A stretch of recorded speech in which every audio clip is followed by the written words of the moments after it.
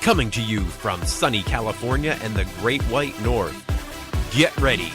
We are breaking down the obstacles on the Armchair Ninja Podcast. Hello, everyone, and welcome back to the Armchair Ninja Podcast. It is Saturday, March 16th, 2019. My name is Rich, and joining me once again this week is Bijan. How you make it out? Greetings and salutations, man. I'm great. San Diego's weather is finally getting better. Daylight savings time's here. Man, it's good time to be alive. It is not bad. You know, it's been raining here, but you know what? Rain's good because rain gets rid of the snow. We'll take it. I know you got rid of it. We got it here. It's fantastic, man. But I got to start with a disclaimer this week. We are going to run a little bit behind on ANW Junior just for logistical reasons. But we do, it seems, have a light at the end of the tunnel. We will resume our ANW Junior coverage next week. Look at you tiptoeing around the issue. The real reason we aren't recording is because Canada, it doesn't have their stuff straight, and they are super far behind in terms of airing ANW Junior. Call a spade, my man. It is Shame true. on you, Canada. It is very true. We are lagging behind when it comes to that kind of stuff. We are always a little late to the party, but we'll get there. I mean, eventually we'll have Canadian Ninja Warrior. For now, we'll settle for a couple of week late ANW Junior. Yeah, but please bear with us, everyone. We'll be back to covering it next week. That said, we have a lot of really big news to talk about, right, Rich? Yeah, there's plenty to talk about. So we are going to be talking about the Shrinking Steps, the preview that we got of the brand new first obstacle for this coming season. That's pretty exciting. Mm-hmm. We'll talk about the premiere coming up. The dates have been announced.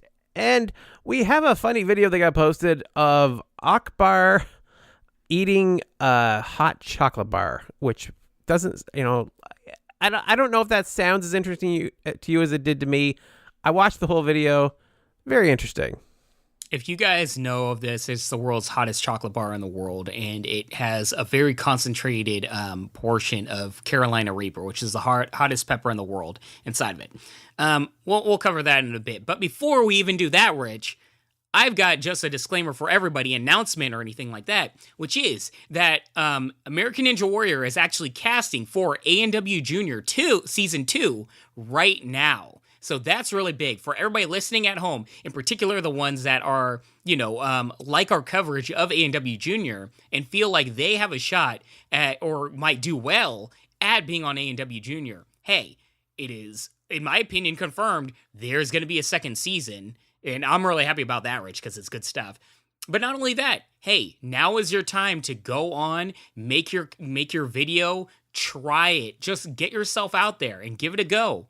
I would love to see, in particular, our listeners, represent on that show, man. So, ANW Junior, Season 2, get those castings in now. I believe the casting call will end in May. I think May 1st is when the deadline is. Perfect. Yeah, that's great. Great to hear. I love ANW Junior, as I've said multiple times, and that's a great point. I know there's some kids that listen to our podcast and are ninjas yourselves. Go out, try it out. Making the video is a skill all its own, and it's worth getting that practice in now. If you think you're going to do ninja someday, start working on your videos now. It's an underrated skill set.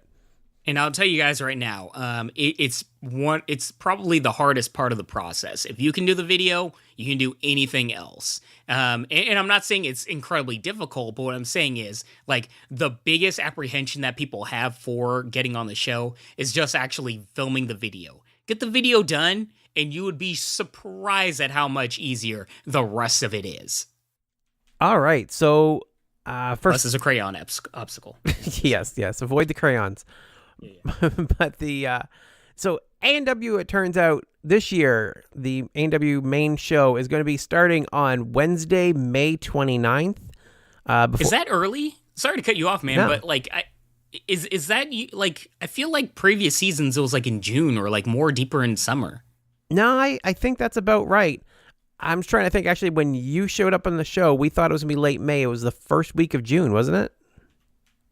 Beats me, man. You can't remember what day? I don't remember. That epic moment. You don't remember what day it was. I feel like it was the first week of June, so... I mean, that does sound right now that I think about it. Yeah, I think it's about right. It's close enough. Yeah, And the episode I was on was the second episode, even though it was the first one filmed. So maybe you're right. Maybe it is like late May, early June. Yeah, we'll end up with the skills competition and whatnot will be mid-May, leading us into it, I think. Oh, man. I totally forgot. That is going to be fun. Guys, that skills challenge is so dope. I'm really curious what they're going to have this year. Like, they can't just have the same thing year by year. Like, they've got to at least have one new thing, right, Rich? Yeah, they switch it up a little bit. I kind of thought last year would be old, but man, it wasn't, because they keep topping themselves. Once they know, now that they know the types of things to expect, they know they need to do 30 rungs of salmon ladder or however many it was. They start working on it. Yeah, just, when it comes to the skills challenge, it's usually the ninja killers that they do. Like, what's the big one that they might change? Hey, maybe a double dipper, like a crazy double dipper. triple dipper, dipper, quad dipper. Yeah, or something where you just like see how far you can fly before you grab the next bar or something. Who knows? Yeah, we'll see. Let's not do one that injures ninjas like that. I think that would be a bad choice. Oh, that's a good point. Yeah. Yeah, good point. Yeah, but. Flying shelf grab, keep moving it. So see how far they can go. But let's talk shrinking steps, because I was super excited to hear that this was out there. But I gotta say, I was a little disappointed in the amount of information we got. We got like a picture, like a little bit of video, but not like a whole lot of detail on it. So this is definitely the first obstacle, at least for the LA qualifiers, and I'm confident saying, like, giving that information just because it was posted on a video. I forget which Facebook it was on, if it was Matt Eisman's or if it was an official ANW one, but hey, it's out there, right, guys? So, Rich, if you can, please describe to everyone what that first obstacle is. I can. Actually, ANW Nation posted a whole article about it, so I'll link that. Oh, there you go. But here's the description that we've got from that. The shrinking steps are 5 ascending platforms with slanted sides, and they decrease in size as you progress. So they're really small compared to what we've seen in the past. And they seem like they're like intentionally misleading in the size and shape of them. So if you look at them the way they're colored, it's like there's weird edges on them and stuff. So you could easily mistake a corner for like a spot you can actually step on. So it really looks like it's going to be pretty tricky to get past. And one of the keys here is that they've made it so there's going to be no like picking your way slowly through them, as we've seen people do in the past with the quintuple steps and quad steps, and even the ascending steps. They need to move through with speed, purpose, and confidence. And I'm quoting there. Yeah, no, that is the number one point. I remember when, like, for anybody that watches, like, goes to the tapings, the biggest, I guess, problem there is with watching A&W live, and I can almost guarantee for the editing crew, is that the first obstacle right off the bat kind of like kills the pacing, because you're all hyped up, the guy's ready to go, and for a good half of the ninjas that know what they're doing, they can fly through it like no problem, and the pacing's still there. They keep moving, right? But for usually the newbies, and hey, I went slow myself, so I can't even talk. Like, I didn't jump on it and hold on for my life and then slow, but you know what I mean. I was not running through it like willy-nilly. And actually, it was from every, I guess top ninja or whatever, the number one thing they said to all the rookies was, take your time on the first obstacle. From an editing and viewer standpoint, it kills the pacing. Automatically, you're all psyched, and all of a sudden they hop onto the first one. Then slowly they hop to the next one. You know what I mean? Like, it just kills that flow, the ebb and flow. Yeah. So what this does is it gives a lot more opportunity. Like for everybody listening, A&W Junior, where there is no slowing point. It's constant movement. And I think that is what the A&W producers are aiming for, because it makes just a much funner vibed video. It makes for a more fluid run in a way. I think it'll give some more, and I hate to say this, I don't want to discourage anyone, but I mean, it's going to give some more entertaining splashes, to be honest. It's going to cause for some more epic falls in the beginning. Yeah, that's a good point, man. That's a really good point. But yeah, it's going to really change, I think, a lot because we always have, a few feel good stories where someone's, you know, honestly sick or facing some kind of challenge that makes even the steps like a huge deal if they can manage to do them. It seems like this is going to pretty much put an end to that, or they're going to have a good degree of athleticism still left in them to be able to do that. Yeah. Now, one thing that you were talking about is that the footholds get smaller, and from what I saw, they're already really small. It's not like on Ninja versus Ninja where they're small, but they're doable, right? Where you can place both feet. Like from what I saw, they're not pegs like footholds that where you can place both feet.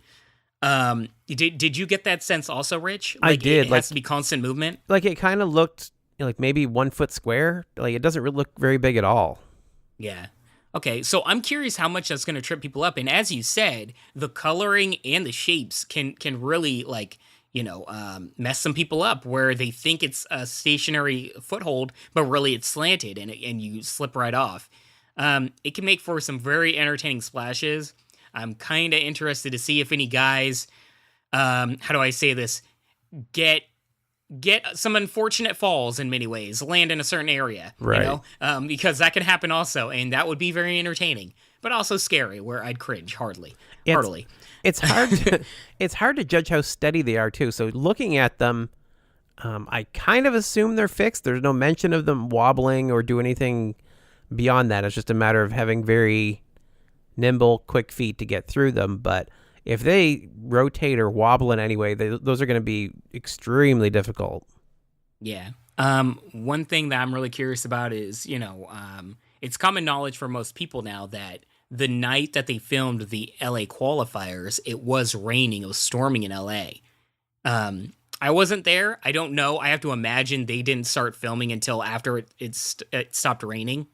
But I'm just curious with all of that precipitation in the air and everything, if that plays a major factor into that obstacle. Like if it starts to get really slippery or not completely wet, but a little bit moist or something like that. You know what I mean, Rich? Kind of like what we saw, I think last season on Ninja versus Ninja, where the, that spider climb type thing caused a lot of ninjas some issues. I'm curious if that will play a major factor.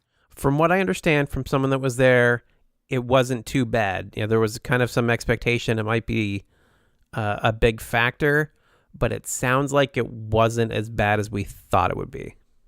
That's really good. Okay, that's relieving. yeah, it is. Nobody wants weather related falls. It's not fair or fun. Yeah. All right, so that is our preview of the upcoming new obstacle. I'm pretty excited. I was a little iffy the first time I saw them switch it out, with the ascending steps, and it was like, I don't know, I kind of liked the tradition of this, that, and it's a little hard when they change an obstacle you've grown accustomed to, one of those tent pole obstacles that sit there, but I don't know, this is good. I don't mind them switching it up a little bit. I thought it was way overdue, and I'm really excited that they did this. For a long time, I mean, Rich, last year I thought it was going to be those triangle ascending steps that was going to take out a lot of people. But they actually have iterations of it, and it wasn't as bad of a problem as I thought. So what do I know? I'm excited for this. I like the fact that we have constant movement, and I think we are going to see a lot more fluid runs by this. I mean, basically what we are seeing in Ninja, all the other iterations of it where we don't have that I'm forgetting the name. Look at that. I'm already over it. Right. But whatever the old obstacle was, I'm perfectly fine with it being replaced. I think now might be a good time to mention something because I have gotten the question a couple of times. We're talking about the LA qualifiers and everything else. I think we should probably let everyone know that you did not apply this season. Oh, yeah. If you guys don't know, I did not apply this season. I was battling some injuries and other things. I'm fine and everything like that, but I just didn't have the time to train properly. And I feel very strongly if I'm not at 100%, I am not going to take another person's spot for that. So next season, I will train smarter and harder, and in particular with my fiance, and I hope we both make it on to the show. Super excited for that.